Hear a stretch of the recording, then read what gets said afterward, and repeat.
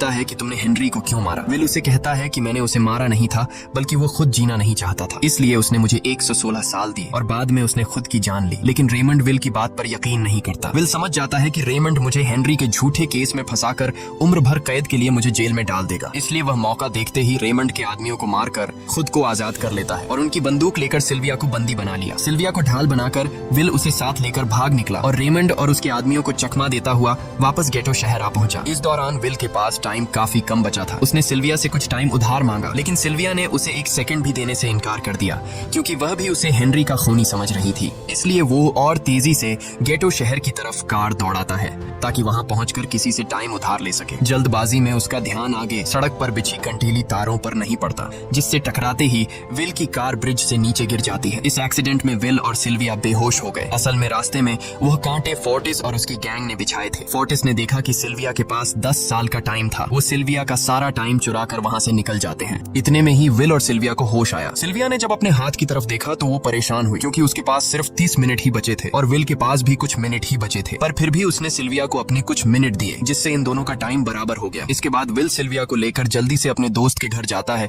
जिसे उसने 10 साल दिए थे। जब उसके दोस्त की वाइफ ने दरवाजा खोला और उसने विल को देखा तो उसने विल से नाराजगी जताते हुए कहा, तुम्हारे दिए हुए 10 साल ने मेरे हस्बैंड की जान ले ली। उसने सारा टाइम शराब में उड़ा दिया, जिससे उसकी मौत हुई। ये सुनकर विल मायूस हो गया, लेकिन अब इन दोनों के पास भी ज्यादा टाइम नहीं था। अगर यह दोनों जल्दी से कुछ नहीं करते तो इनकी भी मौत पक्की थी। तभी विल ने सिल्विया के कानों में ईयरिंग देखी जो हीरे की थी। उसे बेचकर विल और सिल्विया को 2 दिन का टाइम मिल गया। इसके बाद विल सिल्विया को लेकर फोन बूथ पर आया। उसने सिल्विया के पिता फिलिप को कॉल किया और बताया कि उसकी बेटी अब तक सही सलामत है। उस वक्त रेमंड भी फिलिप के पास ही मौजूद था और विल को भी पता था कि रेमंड भी वहाँ मौजूद है। विल ने सिल्विया को छोड़ने के बदले 10,000 साल का टाइम मांगा और वो 10,000 साल टाइम बैंक के जरिए गरीब लोगों में बांटने को कहा और कल सुबह तक का टाइम दिया। हालांकि फिलिप के लिए यह रकम कुछ भी नहीं थी, पर फिलिप किसी भी कीमत पर गरीबों को टाइम नहीं देना चाहता था। इधर विल सिल्विया को अपने घर ले आया, जहाँ पर दोनों सुबह होने का इंतजार कर रहे थे। इसी दौरान सिल्विया ने विल से पूछा कि उसकी फैमिली कहाँ है। इस पर विल ने बताया कि पिछली रात ही टाइम न होने की वजह से मेरी माँ की डेथ हुई। ये सुनकर सिल्विया को बहुत बुरा लगता है और उसे एहसास होता है कि यहाँ गरीब लोग हर पल मौत के डर में जीते हैं। उन्हें एक दिन का टाइम कमाने में कितनी मेहनत करनी पड़ती है। अगली सुबह बैंक खुलते ही विल और सिल्विया खिड़की से बैंक पर नजर रखने लगे, लेकिन बैंक ने गरीबों में टाइम नहीं बांटा। सिल्विया ये देखकर बहुत मायूस हो गई कि टाइम के आगे उसके पिता के लिए अपनी बेटी की भी कोई कीमत नहीं थी। अब सिल्विया को समझ आ गया